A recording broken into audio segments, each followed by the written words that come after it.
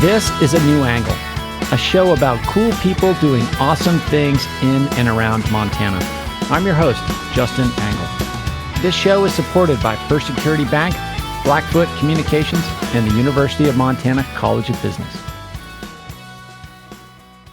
Hey folks, welcome back, and thanks for tuning in.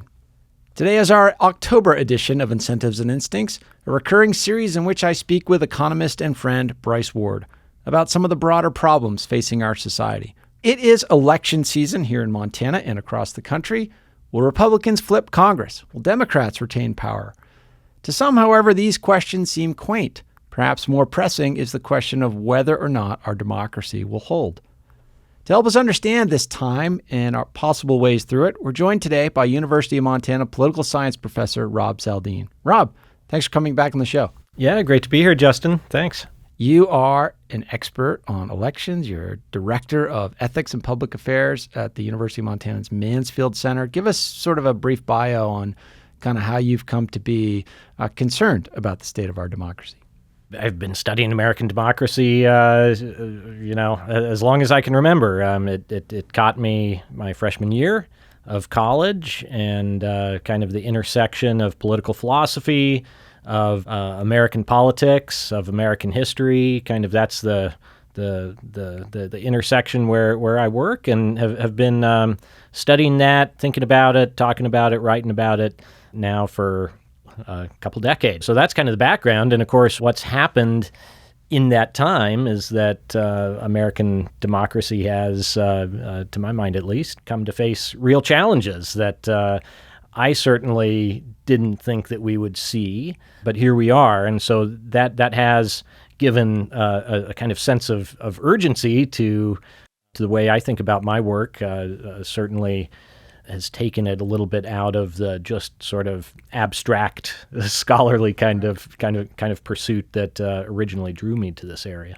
Do you agree with the premise that our democracy is at risk, that this is a uniquely perilous moment for the country? Oh, for sure. And I don't think that's particularly controversial. Okay. I think, you look at surveys of the American public, and most people feel this way. Mm-hmm. Now, I think they feel that way for different reasons, but right. but most people agree that there's a problem here. There's a real difference about what's the source of that problem, and I think there's a difference about the extent to which we should do anything about it, right? There's a New York Times survey that just came out that kind of highlighted this exact thing, widespread agreement that American democracy is in trouble, but it's not necessarily people's top concern heading into the election, right? I mean, things like the economy and some of this, for a lot of people, ranks higher on the scale of what's important. But there is this broad agreement, I think, that things are not well with American democracy, and I certainly would agree with that assessment. Sure. And Bryce, you sort of track a lot of the metrics that kind of roll up into this sense of unease, trust in institution, trust in our neighbors. We've talked about a lot of these measures before. Kind of, how do you summarize the sort of public sentiment at the moment? When we ask the public these questions, of course, we don't get very precise academic answers, because the public just is like, yeah, I don't feel good. Sure. Right? Things aren't great. And so I think there's lots of different things that go into this, but the core of it is we simply do not interact with a broad swath of Americans who are different than us. Whether it's actual geographic sorting or selective socialization, or even when I socialize with people, we just avoid anything even related to this. Sure. Right? And then I go off and I marinate in the internet or cable news. And so what we have is massive misperception about what we think about things that is frequently it's hyperbolic, right? It's just not based on what people actually think. And that's where the mistrust come from. That's where all of the, these other sub-indicators, I think play a role. Mm-hmm. And that's what wraps up into, yeah, this isn't working, but it might actually be. It's just that we're not dealing with it in a way that is constructive and allowing us to process it in reality. We're processing it in a fake world of algorithms and outrage media, which makes me go, oh, man, those guys are all terrible. Of course, everyone, those guys are terrible. And when we live in that world, it's hard to have democracy work because you're outraged. Mm-hmm. How can I ever accept the electoral results of that other group having any sort of power over me because they're all terrible? Yeah, and there's a lot of returns to keeping us outraged. Rob, other factors that might be at play here in driving us apart? Well, one thing I'd note, I mean, I agree, Bryce, with your articulation of what's going on here. I do think you have a little bit of an optimistic take in the sense that it's not totally clear to me that this is all just misperception.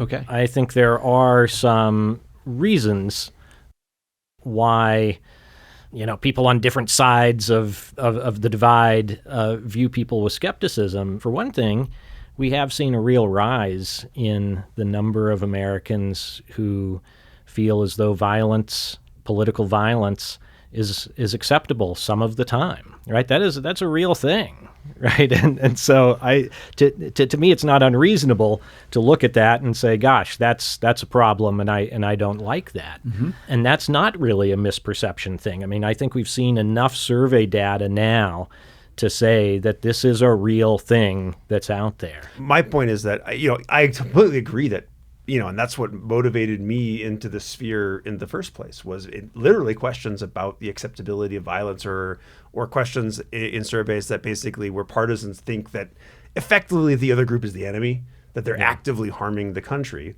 But I think the core of that is misperception, right? I think we get to the violence because of the misperception. Not that the threat of violence, all that's real. But I think, and this is what, so there was a study recently where the Strengthening Democracy Project, where they solicited hundreds of ideas and they tested 25 of them. Mm-hmm. But the solutions that they all basically come up with, they all kind of look the same to me, right? Which is show people working together or have people interact with each other and realize that they're misperceiving each other. And all of that stuff did lower everything they tried actually lowered partisan animosity. All of that to me was, look, I'm not interacting with you. I'm basically being given a caricature of you by the media, and therefore I get outraged, and therefore I think violence is acceptable. That's the cycle that I think we're seeing. Yeah, I think there's something to that. I'm familiar with that series of studies from Stanford, and I think your characterization of that is right. I mean, there are things you can do to lower the temperature, and that's all good. I mean, I think to some degree this is a chicken and egg issue too, right? Yeah. However we got to where we are, I do observe that there is this disturbing number of Americans who are open to the use of violence, and that this has grown, right? It's not like this has always been there. There's always been a little tiny bit of this, but it's increased. It's increased a lot.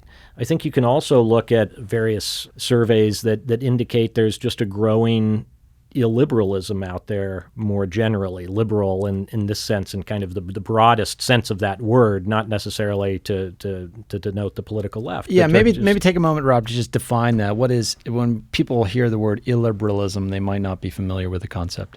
What we talk about when we talk about democracy is actually more liberal democracy. So the liberal piece of that would include things like concepts like pluralism and the rule of law, and all these things that we kind of associate that go along with democracy. But strictly speaking, democracy is just the people decide. Right. But in the United States, we have all these liberal elements kind of on top of that. And so what we see increasingly now in the United States, and by the way, this is not just a United States problem. We actually see this happening all over the world, which I think in some ways it makes it all the more disturbing because it suggests that there are forces at work that are not just strictly speaking, sure, stuff that's going on in the United States. But we see openness to authoritarianism, skepticism about basic civil liberty kind of things like free speech and all of these kinds of things. And all of this is on the rise, right? It's all moving in the wrong direction for those of us who think that preserving liberal democracy is really important. I mean, I think we agree pretty clearly that there's a big problem. and there's many dimensions to the problem, how it came to be. There's other factors there too. How do we get out? And that's a big question. A lot of smart people are thinking about it. I wish more smart people were thinking about it. But I guess a first step to getting out is to getting people to care about it. Some of your work at the Mansfield Center, and we should mention Bryce is a board member for the Mansfield Center here at the University of Montana.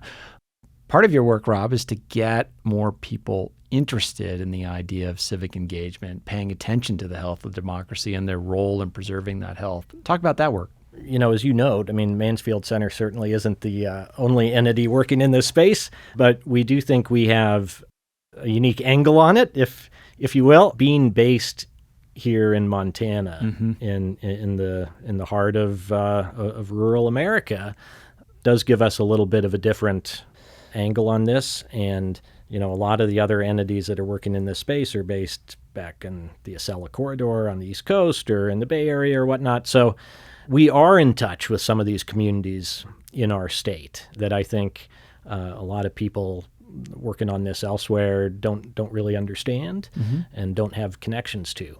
We're trying to tackle it from a variety of perspectives, but certainly one of those perspectives is to try to do more outreach across the state and in rural communities that often get overlooked.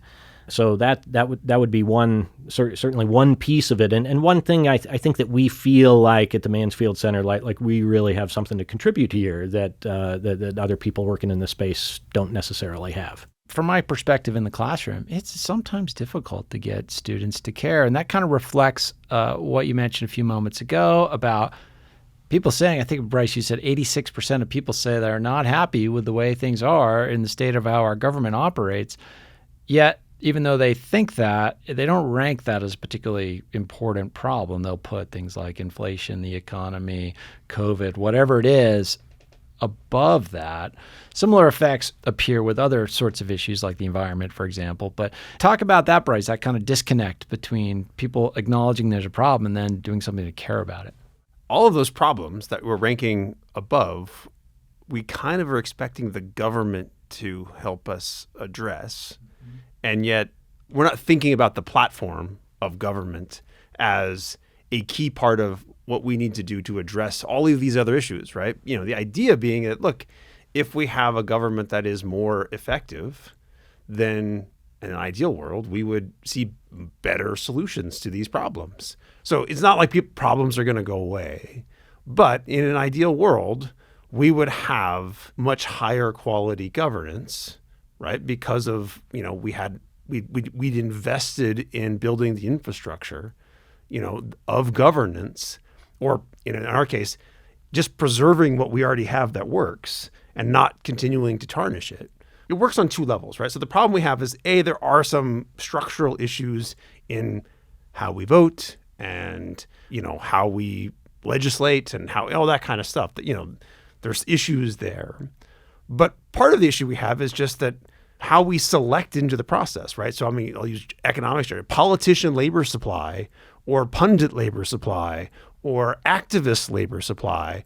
All of these things are maybe not always selected in ways that lead us to the quote unquote best solution, or at least a better solution than we're getting currently. And that's part of the problem is we have this feedback of people select into the process who maybe aren't the greatest, nicest people. Then the rest of us look at it and go, ooh, look at those guys. They're gross. Yeah, that's dirty work. We'll be back to my conversation with Bryce Ward and Rob Saldin after this short break. A New Angle is supported by First Security Bank, Blackfoot Communications, and UM's College of Business. Access to capital, broadband, and education are three ingredients any community needs for success. This is John Twiggs with Montana PBS, and you're listening to A New Angle. Welcome back to A New Angle. I'm speaking with Bryce Ward and Rob Saldin about the state of our democracy. We could get sort of mired in an endless chicken and egg kind of conversation about this, but one way through is to get more people in that supply, that labor supply, as you put it, for activism, for policy making, for governance. Get more good people with the right mindset on whatever political persuasion to participate. How do we get more people to participate? I suppose I should say at the beginning, it's not obvious to me that this is solvable, that it's easily solvable, right? There are forces at work here. I think that, as I mentioned earlier, the fact that you can see this going on in so many other countries suggests that there's something going on here. There are forces at work.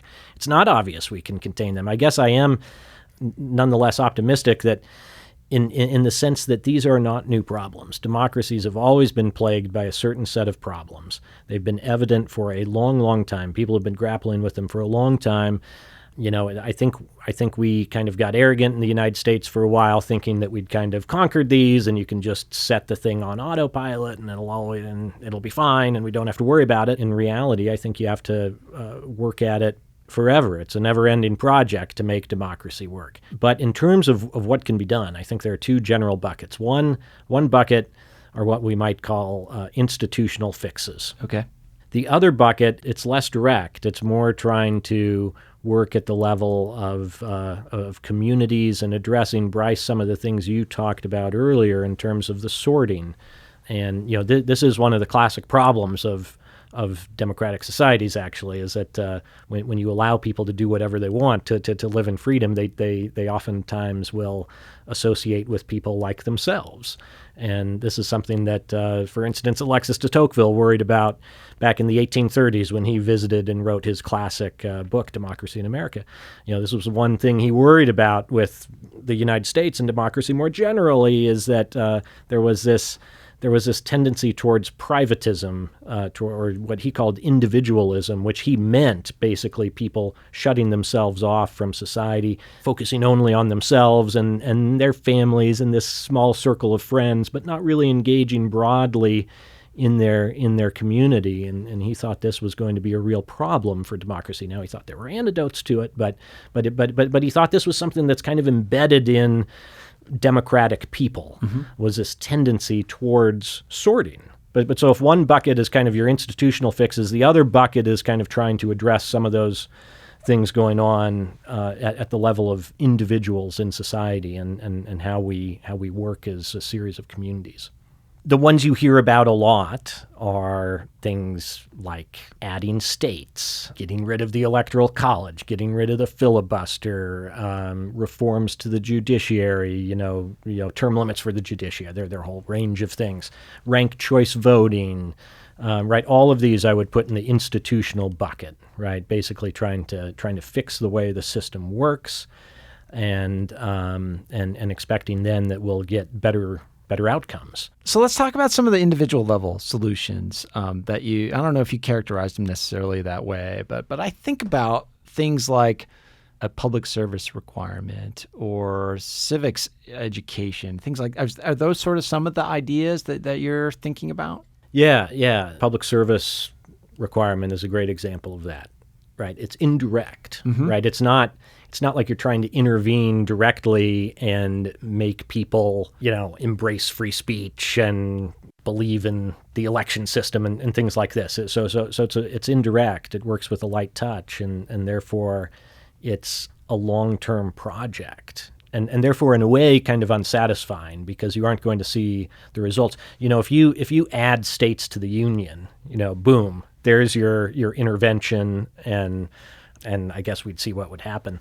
I actually increasingly am a little bit more skeptical about the institutional fixes, because I worry, one, so many of them are just implausible, right? Many of them require like a constitutional amendment, and that's just a high bar. And then others, even if you could enact them, it's not totally obvious to me that they wouldn't do more harm than good. I mean, this is something I would worry about with the idea of adding states. If you add states, I mean, everyone kind of understands to a degree what's going on here, right? We want to add states because we want more senators who will vote the way we want them to vote. Right. Yeah. And so the problem is that people who oppose that are going to recognize what's going on here, and to that degree, it risks kind of just further inflaming the situation, and it would be perceived by them as being unfair, that it's illegitimate. And that, to a degree, is the problem. So, I mean, you could debate each of these little institutional fixes for a long time. I guess that is one reason why I am a little bit more intrigued with some of these other kind of longer-term projects that look to indirectly forge some of the bonds that I think have been lost over a long, long time in our country, and trying to build some of that mutual trust that we quite clearly have lost that. And so again, it's unsatisfying in a sense that it takes forever. You don't actually see tangible results immediately, but I'm not sure that if you don't address it at that level, that you can do all the institutional fixes you want, but it's not going to get at the real root of the problem. Any institutional fix that has an obvious winner and loser is just going to inflame. Right? It doesn't get to the damping down, right? At the institutional level, I'm willing to consider stuff that I don't have an obvious notion of, that favors one group or the other, but that does create space for collaboration. The long-term project is the social capital project of reestablishing real relationships with our whole community. And, we just don't get opportunities once we leave public school. If you go to public school, you get your neighborhood version of it, right? And Missoula's not segregated enough that most of your schools have some, at least socioeconomic diversity. But, my high school, I was the only high school in my town. So everybody went to high school. So I got to see what my town looked like, at least in terms of our kids. But once you leave that, you move off into your spaces. And that's when that misperception and that lack of trust and that lack of understanding, I think it takes hold. And that's why I think I'm intrigued by public service requirements. I'm intrigued by this notion of sortition, right? Let's solve public policy problems using juries, right? Let's put people in rooms and say, hey, figure it out. I'm intrigued by what was the America in One Room experiment, right? Where they brought 500 random people for a weekend and said, hey, let's just talk about issues. And, then track them and see, yeah, it does. It changes your perspective, at least over like 6 months of a follow-up, right? Because I got re-exposed to this set of people. And so could we do some of this stuff and end up with bigger problems? Sure. That's why we experiment and learn. And that's why we want a system that's adaptable. And that's one of the problems with our current system. It's leading to this thing is it doesn't adapt. At this level, particularly at that community level, I think there's a lot of space that we can experiment. And that's the beauty of being in a small place like Montana and with something like the Mansfield Center is, great, we can go off and try something, right? We've got some things in the pipeline. We're going to just try them. Maybe we fall flat on our face, but at least you learn something. Yeah. Rob, reflections on that. The idea is that some of what's important in politics is more process driven than outcome driven. So it's not about the policy at the end. It's about the process of engaging with fellow citizens in a jury, in a community organization. Doesn't have to be a political organization, but it brings people together, ideally the cross section of people, right, who are different from you and who you have to work with in some sort of shared project. And a lot of the ancients and Tocqueville thought there was huge value just in working through that process, right? It forged connections. It made you feel a part of your community in a way that I think a lot of people quite clearly do not feel engaged in their community. And, when you don't have that kind of part of the human soul filled with community life, it will be filled by something else. And I think we're seeing that frequently it gets filled with something that's not very healthy. Probably not very healthy for individuals, but certainly not very healthy for society. So as we close, fellas, let's turn to some recommendations. We talked broadly about some solutions, but let's talk at sort of a more pointed level as we're less than a week out from the election here. Many of our listeners probably already voted, absentee ballot or mail-in ballot, whatever. What do we recommend that listeners do to kind of be a part of solution here? Bryce, start with you. You got to get out of the little individual bubble. That's the first thing. That's the thing that you can control immediately. Mm-hmm. Is go find shared projects that you can be a part of. There's lots of problems that need solving and lots of work that has to be done, right? That labor supply. It's not always paid work, but there's lots of work that needs to be done.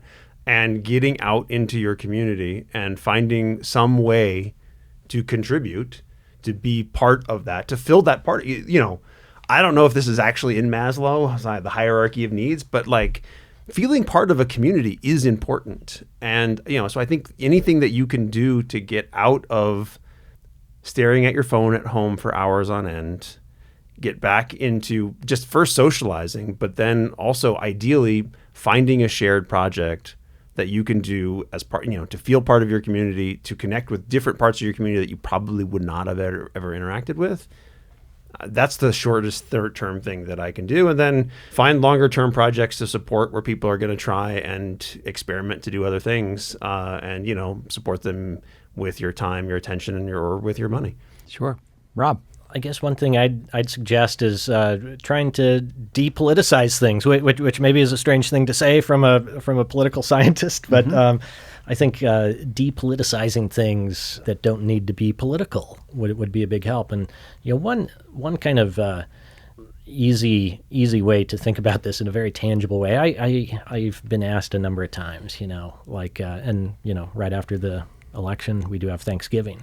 How do you navigate Thanksgiving dinner, and how do you with relatives who have different political views? And it always strikes me it's slightly bizarre that one feels the need to discuss politics over Thanksgiving. Right. How about come up with some other things to talk about? Right? There is so much more to life than talking about Trump and Biden and all of this. You know, find some other things. Thanksgiving does not need to be politicized. Yeah, I like that. You know, fellas, our way through this could go one of two ways. We could choose violence or we could choose conversation. And it's great today to choose conversation. It's great to always choose conversation, but conversation with you two gentlemen is always enlightening, and I thank you for your time. Thanks, Justin. Thanks, Justin.